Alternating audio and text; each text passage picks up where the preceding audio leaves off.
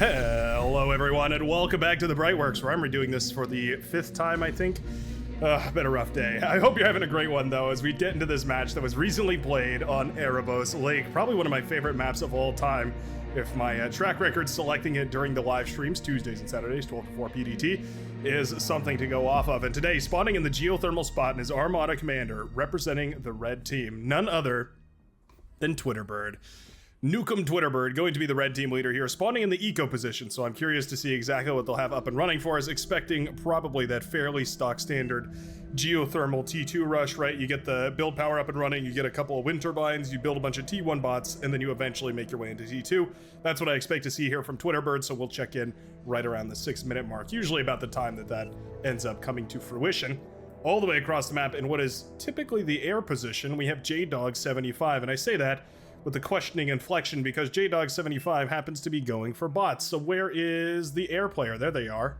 Isra Best going to be spawning in the geothermal spot, but going into air. Do I like this? Do I like this? Well, I'll say one thing. The air units do cost quite a lot of energy. You can see this bomber here costing 4,000 energy, the fighter costing roughly 3,000 energy. It definitely does take quite a lot of energy to put those birds in the air, so I suppose you could say that giving the geothermal player, giving the air player rather, the geothermal, that easy early energy production, yeah, that could work out quite nicely here. That's an interesting way of playing this. Obviously, it means tech is going to be a little bit delayed, but there are plenty of spots that can go for tech on this map, so it's not really the biggest of deals. Yeah, that's an interesting way to play. I'm excited to see whether that'll come to any sort of advantage or whether that'll end up being a problem. Steel, roaming very far forward right now. The green commander abandoning his post and deciding to expand backwards, I suppose. Not the end of the world, but definitely a little bit unconventional. Looks like we're gonna take them. Steel, don't mean to leave these. I'll build and give them to you. Okay. A little bit of teamwork happening right here as Tim Hooligan is going to take the metal extractors and then hand them on over to the green commander. Glad to see that we're doing a little bit of teamwork to get our teammate who went for an unconventional, to say the very least, strategy. Try and keep them in the game right here. Keep their competitive edge up and running. Humdung gonna be the Armada commander for the blue team out in the water, and we already have some Cortex boats for Spatzel, the yellow commander, sailing their way across the rather thin sea strip here on Erebos Lake. Erebos Lake, one of those maps that is ideal for Cortex commanders on the water. Thin, unmicroable passageways. Essentially, you just need raw firepower. And if there's one thing Cortex is pretty good at, it's producing raw DPS. Those Cortex boats, very, very good at reaching out and hitting hard, so I'm definitely excited to see Spatzel going for some aggression right here. Not that I don't think Humdung can do it, but certainly there's a little bit of an OS disparity between these two as well. 8 versus 22. Never judge a book by its cover, but I'm certainly expecting this to be one-sided. Twitterbird, meanwhile, transporting the commander forward over here. We have Mimic in position to counter some of these rovers that have been sent across. Rascals, pardon me. Doesn't catch both of them. No micro right there on the brown commander. I think we were looking elsewhere as this Rascal slips into the backline and starts to blast apart Eco. This is the perfect place for this Rascal. This is exactly what it's looking for here. Gonna take down a wind turbine. Careful not to damage itself. Lovely stuff. Gonna go in to try and get... We're over-microing this thing. Going in to try and kill the metal extractor and the wind turbine. We are seriously over-microing this thing. The more you move it around, the less it can shoot, so a little bit of an APM overflow right there. But certainly not bad. Killing a metal extractor and some wind turbines with a Rascal, going to be very, very efficient. Oh, we also have some Incisor coming across the map. All right. Now, Incisor is typically not the most threatening of things, but Mimic does only have a couple of grunts right here to deal with this. Yeah, and Incisor's fairly bulky, at least in comparison to grunts. And there they go, blasting down those laser-bitten hogs, and even managing to get the Resbots right there. Okay. Well, you know what? The Resbots went down, and those do cost quite a bit of metal. About 110 each, I want to say. Let me double-check that real quick. Yeah, 110 metal per Grave Robber. The Incisors costing just 8 metal more than that, so actually, I think we've already gotten our value out. Not to mention all the metal extractors and the grunts that we've killed here as well, but my goodness, we've caught some constructors here too. This is the red player's base. This is the base that's going for the T2 rush. This is tremendous. Wow. All right, these Incisors have definitely gotten their values worth right here. The red commander now halted quite egregiously. Oh no. Geothermal goes down. All the energy and metal for the red commander was going into that geothermal, and now suddenly, without any constructors, it's going to be a long, awkward walk to get back into this game right here. What a beautiful, beautiful opening right now for the Lime Green Commander. Sergeant Highway doing a fabulous job across the map. Beautiful stuff, eventually deflected by a whole bunch of pawns and grunts and all sorts of stuff produced by everyone under the sun. But suffice it to say that that was a very, very cost-efficient, lucrative run-by right there for the Cyan Green Commander. I expect aggression to be high up on that northern side because we've had such an overwhelmingly positive response to running by. Oh, Rascal, even still in the backline over here. I saw a little green blob on the minimap. I was wondering what it was. And there we go. More and more metal extractors falling right here. Mimic struggling to keep up with the pace of these very, very high-octane 8 versus 8 matches. There we go. Commander walking forward, unaware of the capability of the D-gun, perhaps. If you hit D as in Delta, you pull up your D-gun targeting reticle, fires a little blast of energy that does instantly obliterate anything on the field. It's the most powerful thing that the commanders have at their disposal. And well worth knowing about. I remember the day I learned about the D-gun. Blew my mind. And went and killed a Titan with it. Wonderful. Now, Twitterbird has aggressively pushed forward right here. We're losing a lot of boats over on this side. Yeah, Dolphins, not as devastating as they once were, but still definitely powerful. Capable in numbers of bringing down a whole lot of those boats. But you do have to be careful. You can't really spam them out, which does seem to be what Humdung is doing. Spamming out the Dolphins is a surefire way to lose a lot of your metal, but not necessarily a great way of getting an excellent trade for it. You really need them in sufficient numbers, and I think it would probably be, I mean, I guess 3 of them probably beats a frigate right here. 500 metal versus 420 metal for the frigate. But 2 frigates should definitely beat all of these Dolphins over here. No reason for these Dolphins to be going in this warpath right now. They're heading across the map, but they're running directly into frigates. No micro response right now from Humdung. And this is exactly what I was talking about. It's just a little bit of that map awareness. Judging those naval fights can be so difficult without a really huge amount of experience. And just like that, a couple hundred metal deposited on the yellow side of the map. Going to be a wonderful start right here, at the very least, for our yellow commander Spancel, who did lose a lot of metal over here, by the way. So it's important that those units did go across and that we did sort of eke that advantage backwards at this point. Helps, of course, that Twitterbird has also done a fabulous job of claiming all these metal extractors on the island over here. If we select the metal extractors, hold on. Working on it, there we go. 12 metal per second, that's tremendous. 12 metal per second is more than your starting economy, so, I mean, more than double your starting economy. Ooh. Heavy laser tower set up over on the southern side. Carbon weave using it to blast away some of these medium tanks, zone them off, but Nukem Tim Hooligan has the vehicle lab. Strange to see that we're not going for more and more shell shockers here.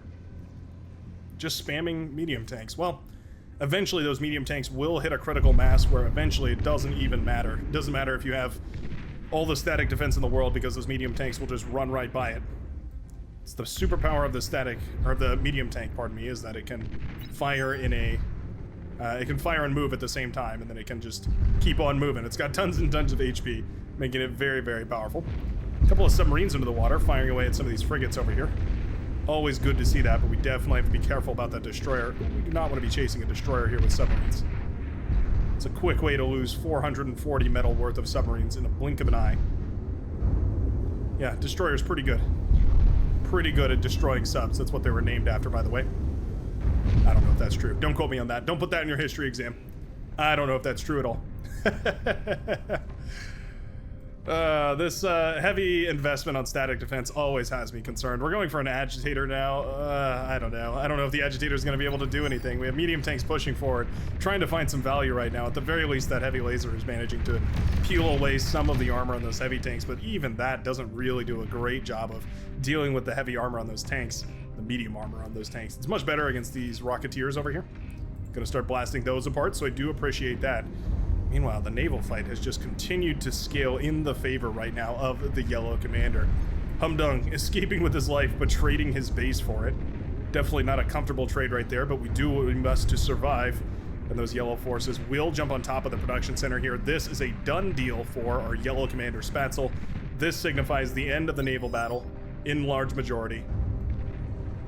And it's times like these you have to start considering what alternatives, what transition you want to be going for. Right now, the yellow commander has seized production, overflowing metal, energy converters to the maximum, trying to just send a whole bunch of that metal back to the team, I suppose, but I really wouldn't mind seeing it being invested in T2.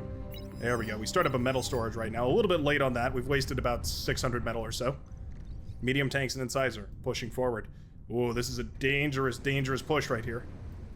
Medium tanks definitely strong enough to get past all these grunts over here. We have some thugs, and we even have some rocketeers, or pardon me, some aggravators, Cortex rocketeers, heading forward right now. Oh, nice pull right here by the Hot Pink Commander, though. Up in the air is the Hot Pink Commander, Papa Smurf, gonna start blasting away these medium tanks with the paralytic beams attached to fixed, well, mounted, however you want to say it, on top of those shuriken, what are they called? Blade wings? I believe that's what they used to be called. Actually shutting down this medium tank push quite nicely. Yeah, you know what? Shutting down this medium tank push very nicely. And all said and done, those medium tanks did not get as much value as they were hoping for. Okay. Nicely done right here.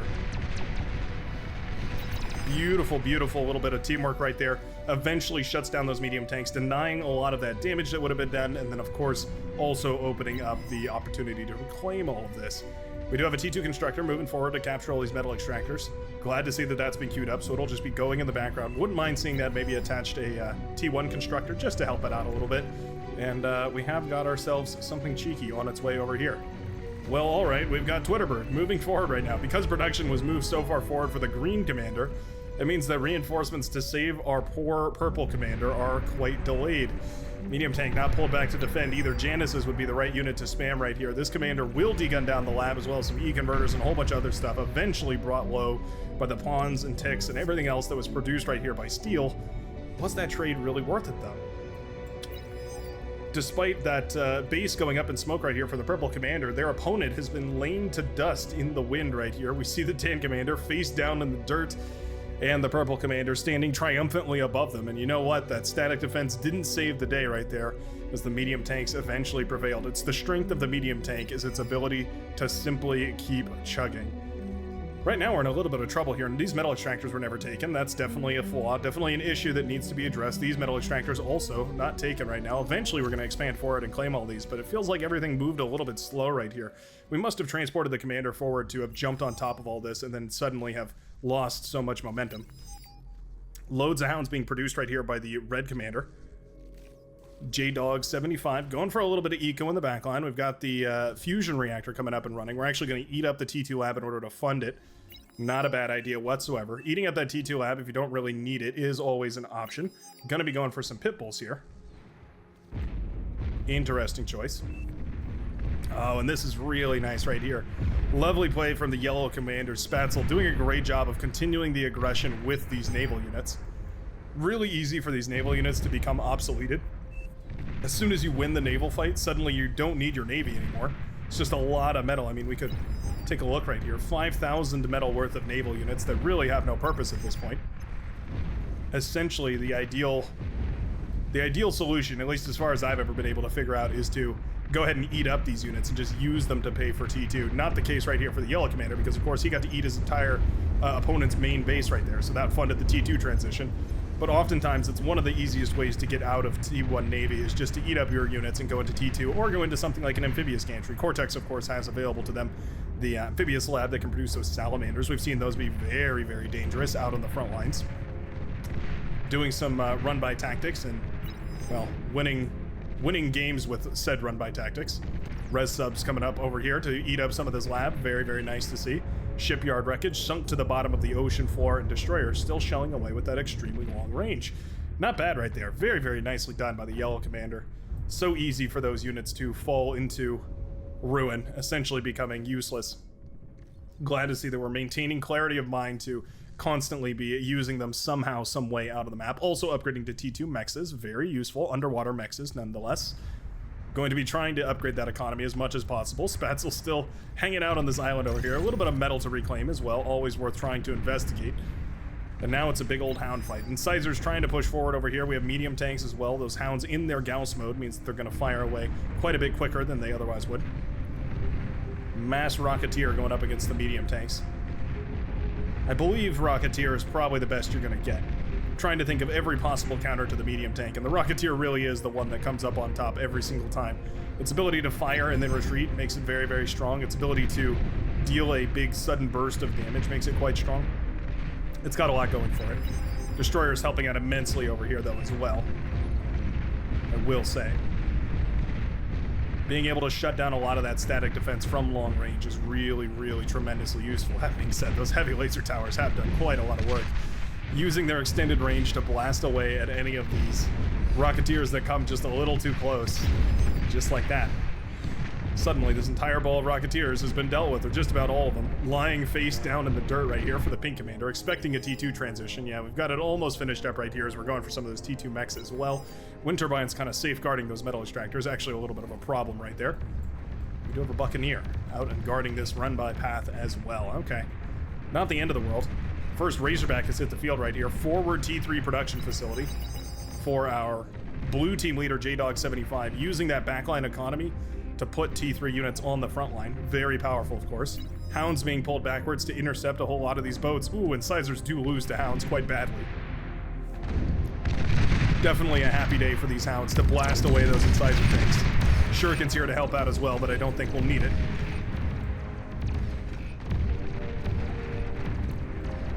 Medium tanks, nice to paralyze though. Allowing those Hounds to stay in their higher damage output mode because they can actually hit their targets, being that they're paralyzed and stationary. And the air player sleeps. Shuriken should definitely have necessitated some sort of air pull. I see fighters in the background right there, but not actually being sent over to kill the Shuriken. And it means that each and every single one of these medium tanks will be blasted apart with ruthless efficiency from those Hounds. This is exactly that T2 efficiency that we're looking for. It's how you manage to come back into a game that you've lost in the T1 era, but traded your T1 early game for a quick T2. And still we sleep. Lavender Commander here is Rabest, not sending the fighters forward to kill those Shuriken. Definitely a blunder.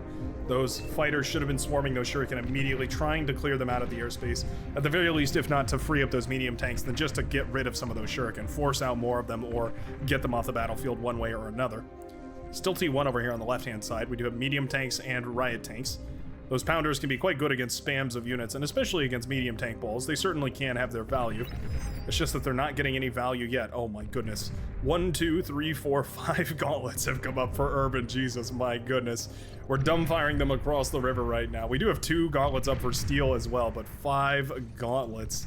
My goodness. That is a casual 6,250 metal. Ridiculous. Razorbacks now in a little bit of trouble here. Commander being blasted apart by some Buccaneers. Bit of a strange matchup. We don't see that too often. Nice D gun right there from Razorbacks. Does actually manage to take down one of those Buccaneers at the very least. Hover tanks not going to be all too good for Humdung here. Just hover tanks in general, not all too good. Humdung clinging to life though, and I'm glad to see it. It's the ambition that counts. Razorbacks still building en masse though. Each one of these Razorbacks costing about 3,800, about 4,000 metal. You could chalk it up to be. And we are watching 4 of them march towards this base. Do we have anything to deal with this? The short answer is yes. We have the commander. And down it goes. Hope is all hope is lost as the Razorbacks march forward right now. Oh, pardon me. Hit the wrong button right there. There we go. There we go. There's the cinema shot I was looking for. Commander dies over here on the left-hand side as well. I believe a commander charged forward out of the ocean to immediately be blasted down by heavy laser towers. Slipped into my southern drawl there for a second. Pardon me. And these Razorbacks are unkillable. Moving into the back line, shutting down constructors, shutting down tech, shutting down eco, and blasting apart anything that they can find. Yellow Commander in position over here to degun them should they come around this pathway, but they didn't. And now they're heading directly towards the back line. Shuriken up in the air. Oh, okay. Razorbacks can shoot Shuriken. They have to be prioritized. There we go, you can see that one. Firing away at a couple of them, but still they managed to paralyze it. Not bad, opening up the chance to degun some of them down. Meanwhile, these ones jump in the base right here of the Pink Commander, managing to blast apart that fusion reactor, the T2 metal extractors, and this is game. I mean, this has to be game. These Razorbacks are in the back line. We do have a reactionary Razorback coming out right here for the Red Commander, but the Razorbacks are already on top of the eco. Yeah, they just have to pop the E-converters, and this all goes up in smoke. E-converters do pop. Build power is depleted. Fusion reactors in trouble right now. Gunships in the air trying to shoot down these Razorbacks, but a massive chain reaction sends the red base to oblivion. And just like that, the entire economic heart rate here for the red team has been sent to shatters. Beautiful, beautiful play from these Razorbacks. Definitely heart-wrenching for the red team to try and figure out how to recover from this. And despite all that, economically, not too far off from each other. Huh. That is a bit strange. Definitely wasn't expecting to see such an equal fight right there on the northern side, or on the top right-hand side. About a 60 metal advantage right now for the blue team. I would expect it to be quite a bit higher after all that just went down right there. But I guess a whole lot of it wasn't really metal production. It was just unit production. Shurikens here paralyzing these Razorbacks, by the way, finally getting them off of the map and off of the damage dealing in the back of the red team. Big old clash over here. Those riot tanks are doing some good work. You know what? Very, very good at shutting down units that are trying to march forward. And so to that effect, doing a great job of stopping that medium tank push. Yeah, not bad. Mauser now turning coat right here. This is actually not what you want to do. Typically, if you have Mauser and they're been jumped on, best case scenario, if you don't have any units to support them, just to keep them firing. It's the most optimal way to get any kind of value out of them, because once they turn around, they can't fire at all. Lose them for free versus lose them for a little bit of damage. Take the damage. And I think it's time we see a transition to capital ships. Capital ships have quickly taken me by storm. Definitely much better than they used to be. They become a much more premium asset on the battlefield. Ooh, Humdung taking some heavy hits right here from these despots, firing away. Ooh, Cloak the Commander, he's running for his life right here. Oh, one shell, 6% on that command, 2% on Humdung right there, and he just barely manages to get out.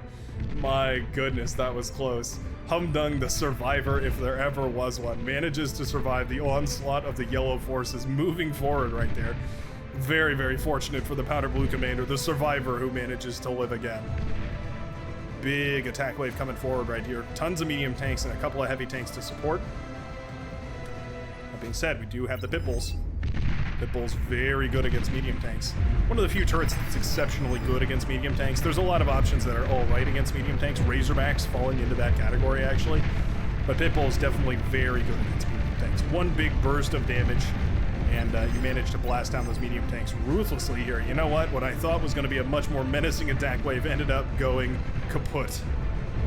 Just like that. Those Razorbacks now have an extra source of metal to continue producing with out of the lab on the front line. This frontline lab always has me on edge. Just a little bit scared that that lab might get sniped, of course, because using it to produce those units on the front also puts it, of course, quite a bit closer to the enemy. Medium tanks have shut down the base, the forward base right here for the green commander. Always a gamble that, because if you lose your forward base, then you've lost your entire base. And that's a tremendous problem. Oh, this is nice. This is really, really nice. Oh, Lavender Commander Israbest not reacting right now. This airship, this Aerostorm anti-airship, firing away at all the T1 planes. Oh no! We're watching all these planes go down for free right here. This is devastating. Look how thin that air wall has become. Yeah, the Lavender Commander losing so many of these airplanes right here and not responding. Losing all of those, and then suddenly the air wall is so thin that any sort of bombardment is going to have a devastating effect. You can see Torpedo Bomber over here. Not recognized, not acknowledged at all over here by any of the fighters.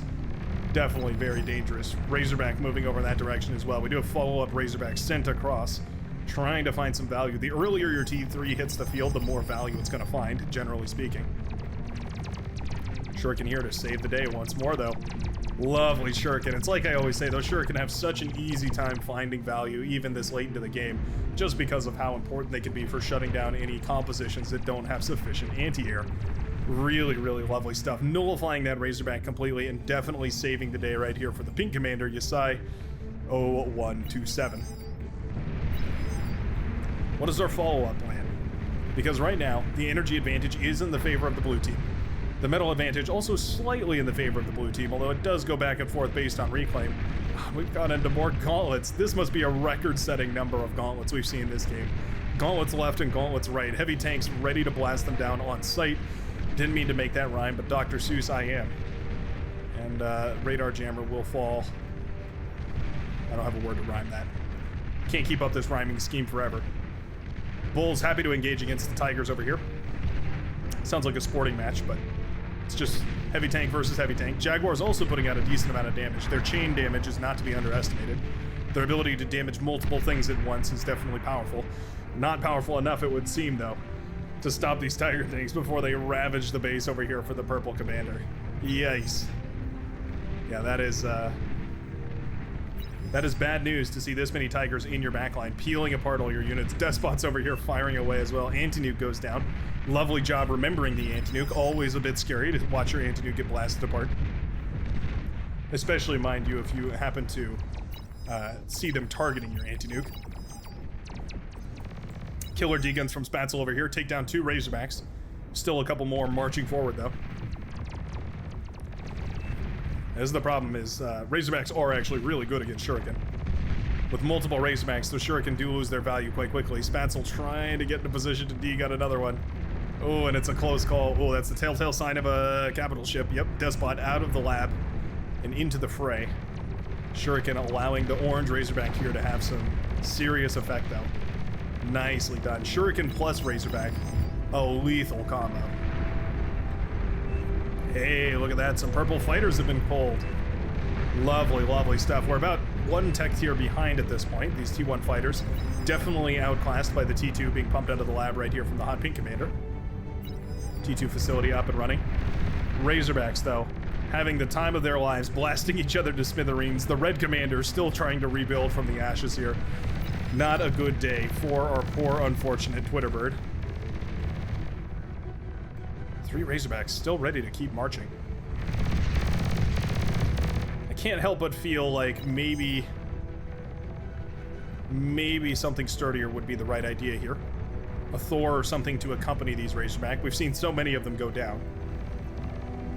Feels like it wouldn't be the worst idea to maybe vary that composition ever so slightly. Then again. Oh, citizens arrest. Citizens arrest.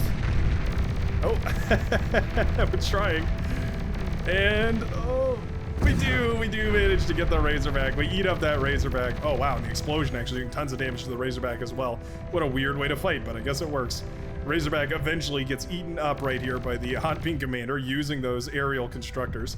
That's a cheeky way to defend, but we do have the Lavender Commander, at the very least shooting down those constructors and denying it. And this is so much damage done over here on the left-hand side. Meanwhile, though, this base has fallen a while ago.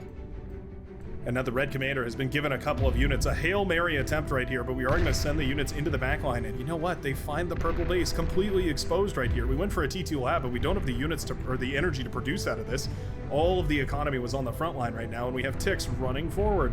Czar blasting away here as well. Always good to see that. And we do have some anti-air trucks as well, just to make sure that that Czar does have proper Shuriken protection. Always remember to practice Shuriken protection, especially if you're going to be sending heavy units across the field. Nothing feels worse than losing your expensive T3 units, your Titans, your Razorbacks, your Marauders, all that good stuff to a couple of Shuriken. And despite crazy damage over on the left-hand side, somehow a handful of Tiger tanks have found their way across the left or the right-hand side of the map. Well, I'll be. Wind turbines, now chain reacting off each other. A tale as old as time, watching those wind turbines too close together go up in smoke. Geothermal here will pop as well, most of the energy production for the Lavender Commander. And suddenly we're back to a neck-and-neck game. My goodness, back and forth here. These commanders continuing to brutalize each other. Slugging each other in the face here. Playing it off cool, like nothing happened. Orange Razorbacks sent up north to defend the T3 over here.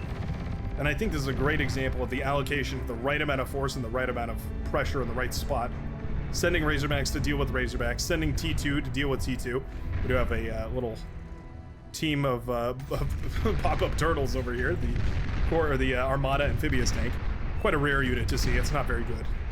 Not very good, but very interesting. And a team of Razorbacks on the southern side has cleaned out all of the force down here. What a tricky dance. Capital ship firing away at whatever it can. I think it's time this capital ship moves on over in this direction, though. We're trying to take down the metal extractors. I'm not sure that's a high priority target. I would say probably taking out the base of Sergeant Highway, maybe taking out the base here of Maximus as well. Who's trying to go for a little bit more economy here, dumping some more metal into a advanced fusion reactor. Not a bad idea. Using that T3 to pay for your A fusion is pretty good. Pretty generally solid strategy. More economy means more units, and more units means more land to capture, and more land means more mexes and all that sort of stuff. It does add up quite quickly. A strange array of build power built in the backline over here. Always good to see.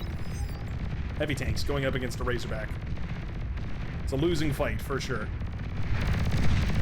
We're doing some sort of ritual right here. Tiger actually taking cover behind its injured brethren, or its downed brethren. It will not last. Alright, we have a second capital ship making its way across the lake into strike position. This force of Razorbacks is menacing. We have in grand total 8 Razorbacks. 8 Razorbacks, perfectly sufficient to crack most T1 defenses. Sorry, to crack any T1 defense. I don't think there's a single T1 defense that could stand up to that. Sufficient to pop most T2 defenses, even. What kind of a defense are we gonna mount here? It's gonna be heavy tanks. Tiger is quite expensive to throw against Razorbacks right here. Trying to get a nice little surround on them. At the end of the day, not doing a terrible job. Could be better. I think I'd like to see Starlights or Zars or maybe even a couple of Banishers here. Wouldn't be the end of the world. Anything that has that higher single target damage would obviously be ideal against all this. My goodness, we have plenty of Razorbacks here, though. The Orange Commander starting to pump out in mass any amount of units that they can. Starting to work on Titans here, even. Titans, not the worst idea. Even have one for the Blue Commander here. That's a lot of Despots, though. Not sure if we want to push into that. That's 13,000 metal worth of Despots, and of course the flagship here as well. All firing away in tandem right now. Superpower of the Despot, its ability to turn its head completely 180 degrees and continue firing full force. Yes, I'm jealous. Yes, I'm Armada. Capital ship firing away over here. Do we have no vision? We do have vision. We should target on that fusion reactor immediately. Heavy tanks, meanwhile, have taken this little lane over here into the backline. They're going to find some E-converters over here. Not bad. Also doing a little bit of scouting. Titan will fall over here on the left-hand side. And meanwhile, Humdung is producing res subs? Are we going to go for... Are we going to go for a reclaim over here? Res sub's going to go for a reclaim, I guess. It's the sneakiest way to bring something down. Oh, heavy tanks just barely not going to be able to kill those E-converters. My goodness, that was close. Pop-up Bitbull turrets doing a wonderful job of blasting those down. But there goes the fusion. Commander pops along with the fusions. Any hope of production now falls here as the lime green commander suddenly finds himself in a shallow grave, marked by only their pocket gravestone. Triggering an all-in response right here from Sergeant Highway, who sent the heavy tanks across right here. There's more than enough heavy tanks to deal with these, though, and I think this aggression will be mitigated quite nicely here.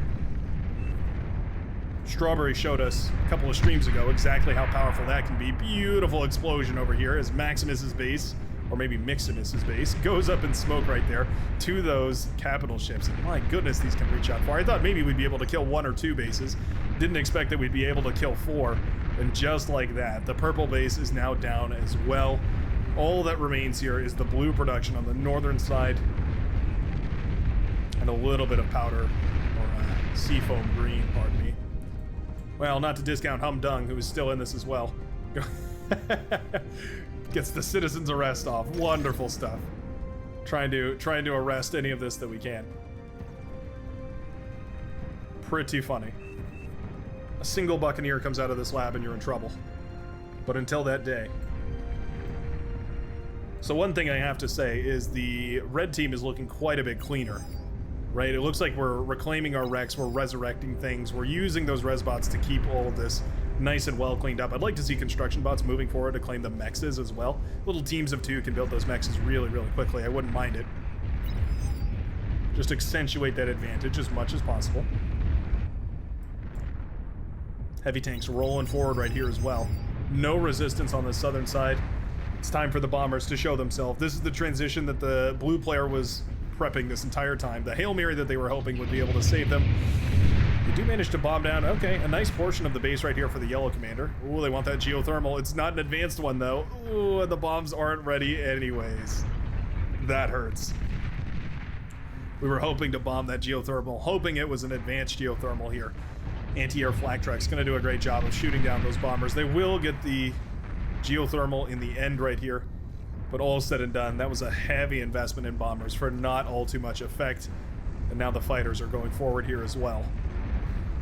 Anti-air boats having a field day, blasting those out of the sky. Anti-air trucks also quite good. Dismantling any of those air forces here. Suddenly Razorbacks trying to fight against the capital ships. Vanguard can work quite well against the capital ships. Razorbacks, not so much. We have a couple of AFK Razorbacks over here. Ben the Ninja, not paying attention to them. A little bit of a bummer because this is an open lane. Those Razorbacks move forward right here. All the production that would be able to stop them is basically the Maroon Commander.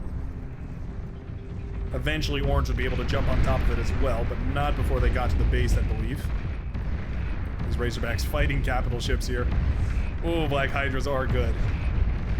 Down go those Razorbacks in mass, and my goodness, I can't help but wonder, maybe those Razorbacks, their mass would have been better spent just being utilized as Thors, or maybe just more economy over here. Fusion reactors in a whole lot of trouble, exposed back here, you could say at the very least. We still have this T3 production facility. We're still making bombers here as well. The blue player having a hard time actually spending all this metal, trying to do their very best. Ooh, Commander self-D's in the base. I'm going to assume that's their way of resigning the vote, or voting for a resign. Maybe they didn't realize they weren't the last commander here. You have to be careful about that sort of thing. I've seen people get banned for less. But anyway, it will indeed eventually be the red team, wow, who manages to recover in this game, using those capital ships to shut down production and eventually claim victory in today's matchup beyond all reason. What a back and forth. A beautiful game on probably one of my favorite maps ever. Spatzel winning the Golden Cow and indeed showing us how it's done. Thanks a ton for watching. I sure hope you enjoyed. Feel free to leave a like or subscribe down below, or both. You can do either if you want, but both is always best. And I will see you in the very next game of Beyond All Reason. Peace out, everybody.